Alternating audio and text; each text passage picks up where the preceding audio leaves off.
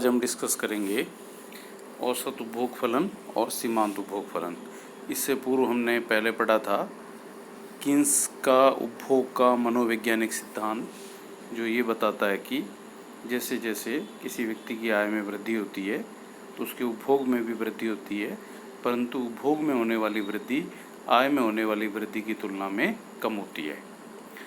तो सबसे पहले बात आती है अब उपभोग की औसत प्रवृत्ति, एवरेज प्रोपेंसिटी टू कंज्यूम, जिसे संकेतों में एपीसी कहते हैं।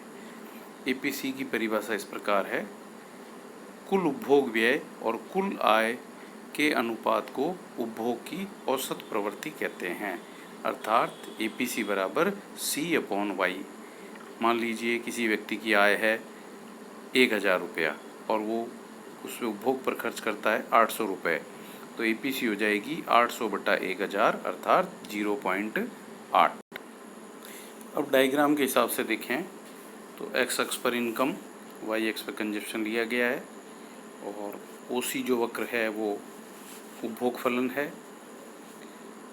औसत उपभोग प्रवृत्ति ज्ञात करने के लिए किसी भी बिंदु पर उपभोग में चूंकि आय का भाग दिया जा रहा है, अर्थात जो किसी भी बिंदु आर पे जैसे यदि निकालना है आपको, तो उस बिंदु आर से एक लंब डाला जाएगा और एक क्षैतिज अक्ष की ओर लंब डाला जाएगा और एक ऊर्ध्वाधर अक्ष पे, और फिर दोनों का अनुपात निकाल लिया जाता है। तो इससे एपीसी ज्ञात हो जाती है। एपीसी वक्र किसी निश्चित बिंदु पर मूल बिंदु से मिलाने वाली रेखा के ढाल को दर्शाता है। जैसा कि आप जानते हैं कि ढाल जो है tan थीटा बराबर लंब बटा आधार के द्वारा ज्ञात किया जाता है। तो इसमें जैसे ढाल होगा बिंदु सी के ऊपर OC डैश बटे OY डैश, उपभोग और आय का अनुपात है वो एपीसी कहलाता है। ज्यों ज्यों आय बढ़ती है एपीसी घटती जाती है, क्योंकि उपभोग पर व्यय की गई आय का अनुपात धीरे धीरे कम होता जाता है। अब दूसरी बात आती है बचत की औसत प्रवृत्ति, average propensity to saving, APS. APS का सूत्र है S/Y।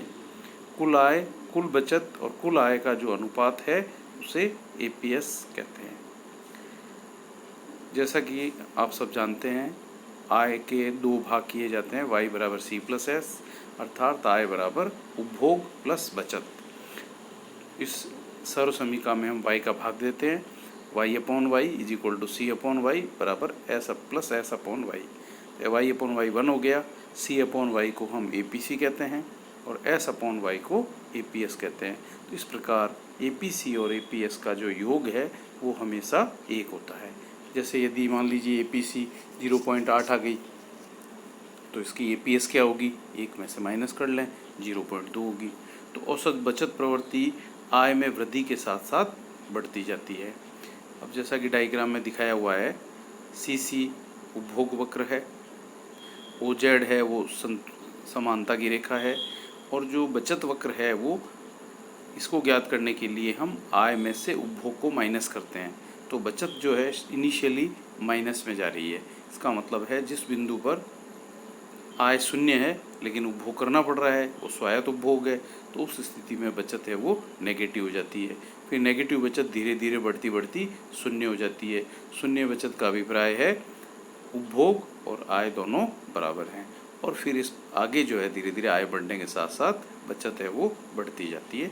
इस प्रकार जो बचत वक्र है वाई अक्ष के ऋणात्मक से शुरू होकर एक्स अक्ष को काटता हुआ ऊपर की ओर बढ़ता है, ये बचत वक्र हो गया। इसके बाद नेक्स्ट कंसेप्ट जो है वो आता है उपभोग की सीमांत प्रवृत्ति, MPC, marginal propensity to consume. इसका सूत्र इस प्रकार है, एमपीसी बराबर ΔC/ΔY। इसको आप इस प्रकार परिभाषित कर सकते हैं कि किसी उपभोक्ता की आय में परिवर्तन होने के फलस्वरूप उसके उपभोग में परिवर्तन और आय में परिवर्तन का जो अनुपात होता है उसे एमपीसी कहते हैं। इसको एक छोटे से उदाहरण के द्वारा आप समझ सकते हैं। जैसे किसी उपभोक्ता की आय में 100 रुपये की वृद्धि हो जाती है और वो उस 100 रुपये की वृद्धि में से 60 रुपये खर्च कर देता है, 40 रुपये बचा लेता है, तो उसकी एमपीसी होगी 60/100 अर्थात 0.6, अर्थात वो अपनी आय का 60% पैसा जो है 60% पैसा जो है वो खर्च कर रहा है। आरेखीय रूप में सीमांत उपभोग प्रवृत्ति को ज्ञात करने के लिए जो उपभोग वक्र है उसके ढाल को मापा जाता है। ढाल है वो उसकी एमपीसी को दर्शाता है, जैसा कि इस डायग्राम में है NQ अपॉन RQ। NQ लंब है और RQ आधार है, और लंब बटा आधार ये इसके द्वारा ढाल ज्ञात किया जाता है। ये ढाल ही एमपीसी को दर्शाता है, यानी जो उपभोग वक्र है उसका ढाल है वो एमपीसी को दर्शाता है। ये एक इसकी गणितीय व्याख्या है। अब सीमांत उपभोग प्रवृत्ति की कुछ विशेषताएं। सीमांत उपभोग प्रवृत्ति का मूल्य हमेशा पॉजिटिव होता है, परंतु 1 से कम होता है, यानी ये 0 और 1 के बीच में पाई जाती है। इसका अर्थ यह है कि आय में होने वाली वृद्धि उपभोग पर व्यय नहीं की जाती, और जब आय घट जाती है तो उपभोग उस व्यय में उसी अनुपात में नहीं घटता है। एमपीसी कभी शून्य नहीं होती है। निर्धन वर्ग की एमपीसी ऐसा कहा जाता है धनिकों की अपेक्षा अधिक होती है, क्योंकि उनकी आय का स्तर कम होने के कारण वो अपने आय को अधिक भाग को उपभोग पर खर्च करते हैं, जबकि धनी वर्ग में आय का स्तर निर्धनों से बहुत अधिक होता है, तो वे अपनी पूरी आय को उपभोग पर खर्च नहीं कर सकते। अल्प विकसित देशों में एमपीसी ज़्यादा होती है और विकसित देशों की एमपीसी कम होती है, क्योंकि वो अपनी आवश्यकताएं लगभग पूरी कर चुके होते हैं और उनकी जो है इनकम का एक छोटा भाग ही वो खर्च करते हैं। दीर्घकाल में सीमांत उपभोग प्रवृत्ति स्थिर हो जाती है। दीर्घकाल में उपभोग में वृद्धि लगभग उसी अनुपात में वृद्धि होती है जिस अनुपात में आय में वृद्धि होती है। आय में वृद्धि के साथ साथ सीमांत उपभोग प्रवृत्ति धीरे धीरे घटती जाती है। अब आती है बचत की सीमांत प्रवृत्ति MPS, marginal propensity to saving.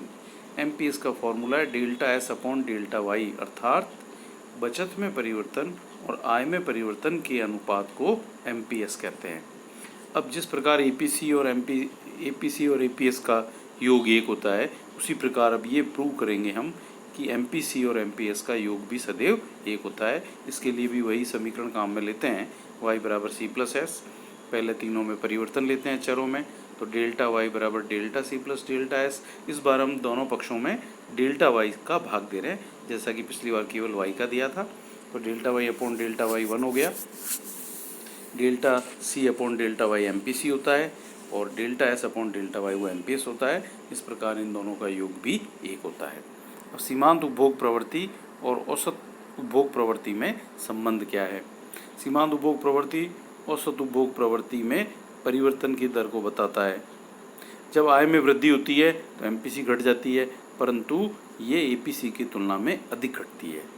इसके विपरीत जब आय घटती है तो दोनों घटते हैं, एमपीसी और एपीसी, परंतु एमपीसी की तुलना में एपीसी कम तेजी से घटता है।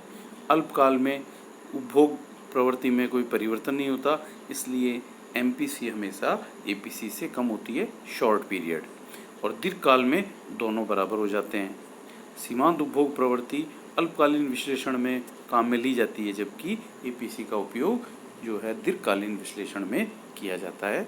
वैसे एमपीसी का उपयोग आप पढ़ेंगे आगे, जो गुणक आता है, गुणक की अवधारणा में भी किया जाएगा। धन्यवाद।